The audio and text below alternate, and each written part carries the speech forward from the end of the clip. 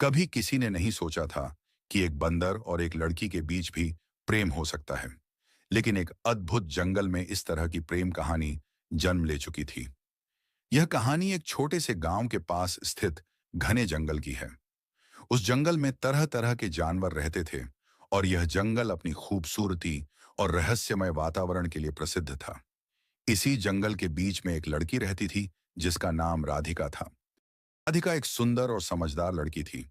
वह अपने गांव के एक छोटे से घर में अपनी माँ पिताजी के साथ रहती थी।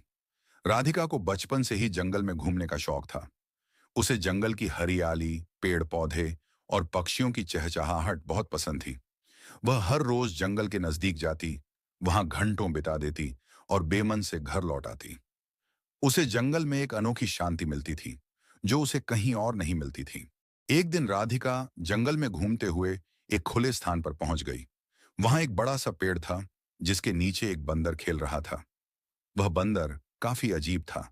उसकी आंखें बहुत ही चंचल और चमकदार थीं और उसकी हंसी बहुत प्यारी थी। राधिका ने उसे पहली बार देखा, लेकिन उसने उसे परेशान नहीं किया। वह बस उसे देखती रही। कुछ देर बाद बंदर ने देखा कि राधिका उसे देख रही है। उसने राधिका की ओर इशारा किया और मुस्कुराया। राधिका ने भी हल्की मुस्कान के साथ उसे नजरअंदाज किया और अपना रास्ता पकड़ लिया। वह अगली बार जब जंगल में आई तो वह फिर उसी स्थान पर पहुंची और वह बंदर वहीं था। इस बार वह बंदर राधिका के पास आकर उसकी पैर की उंगलियां चाटने लगा। राधिका को थोड़ा अजीब लगा, लेकिन उसने इसे नजरअंदाज किया। बंदर ने धीरे धीरे राधिका के आसपास खेलना शुरू किया और उसे अपनी ओर आकर्षित किया। राधिका ने भी उस बंदर के साथ धीरे धीरे दोस्ती करना शुरू किया। वह उसे कुछ फल देती और वह बंदर उसे खुश कर देता। समय के साथ राधिका और बंदर के बीच गहरी मित्रता बन गई। राधिका अब रोज जंगल में जाती और बंदर से मिलती। वह बंदर उसे तरह तरह की शरारतें दिखाता, पेड़ों से फल लाकर देता और उसके साथ खेलता। राधिका ने उसका नाम मिथु रखा, क्योंकि वह हमेशा कुछ न कुछ बोलता रहता था। मिथु के साथ बिताए गए समय ने राधिका के दिल में एक अजीब सी जगह बना ली थी। वह अब उसे सिर्फ एक जानवर नहीं, बल्कि एक मित्र समझने लगी थी। ये दोस्ती धीरे धीरे कुछ और ही रूप लेने लगी। राधिका को महसूस होने लगा कि मिथु के साथ वह बहुत खुश रहती है और हर रोज उससे मिलना उसकी दिनचर्या का हिस्सा बन गया है।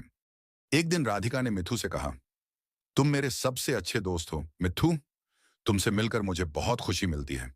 मिथु ने अपनी आंखें घुमाते हुए उसकी बात सुनी और फिर उसे प्यार से अपनी पीठ पर चढ़ा लिया। राधिका ने हंसते हुए कहा, तुम कितने प्यारे हो। कुछ महीनों बाद राधिका के दिल में मिथु के लिए कुछ और ही महसूस होने लगा। उसे यह एहसास हुआ कि वह केवल उसे एक दोस्त नहीं, बल्कि किसी और रूप में भी महसूस करने लगी है।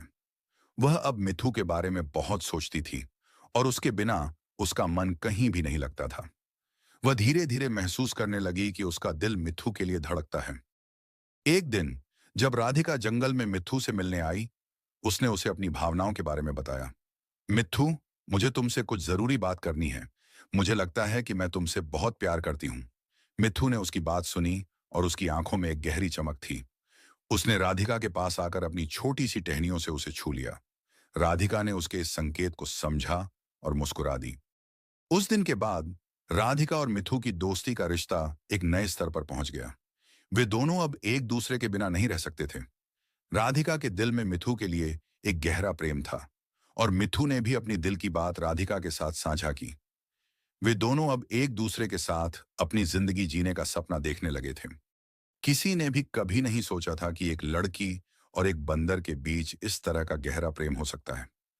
पर राधिका और मिथु ने सभी सीमाओं को तोड़ते हुए अपने रिश्ते को निभाया। वे दोनों जंगल में एक साथ खुश रहते थे और दुनिया की बाकी बातें उनके लिए मायने नहीं रखती थीं। राधिका और मिथु की प्रेम कहानी ने जंगल के सभी जानवरों और लोगों को चौंका दिया था। उनका रिश्ता कुछ ऐसा था जिसे समझना और स्वीकारना सभी के लिए मुश्किल था। गांव के लोग अक्सर राधिका को ताने मारते और यह कहते कि वह पागल हो गई है, क्योंकि एक इंसान और एक बंदर के बीच प्रेम होना असंभव था। लेकिन राधिका ने कभी किसी की बातों को महत्व नहीं दिया।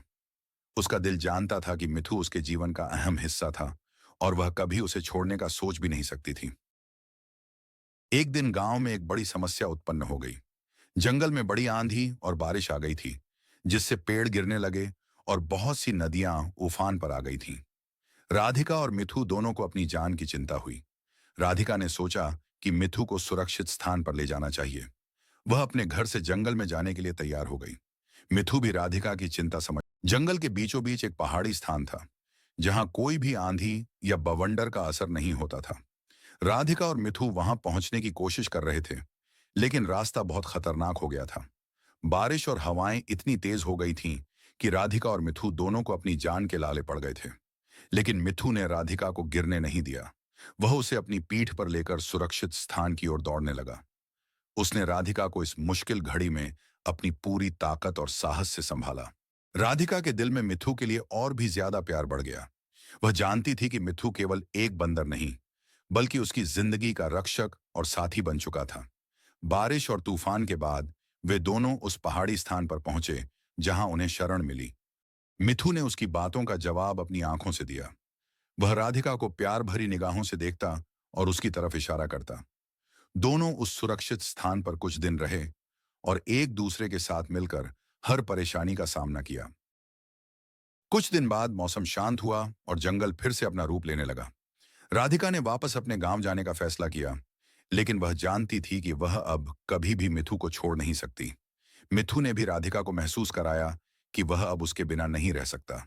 हालांकि जंगल और गांव के बीच की दूरी उनके रिश्ते में एक चुनौती थी, लेकिन उनका प्रेम इसे पार करने के लिए मजबूत था। गांव लौटने के बाद राधिका ने मिथु के लिए एक नया घर बनाने का सोचा।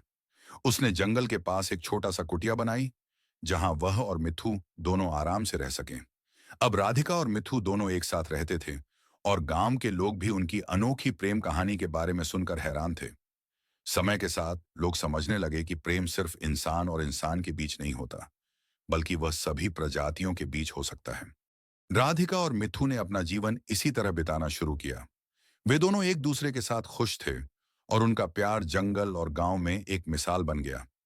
वे जानते थे कि कोई भी समाज या दुनिया उनके रिश्ते को समझे या न समझे, लेकिन उनका प्यार सच्चा था और वह अपने जीवन के हर पल में एक दूसरे के साथ खुशी से जी रहे थे।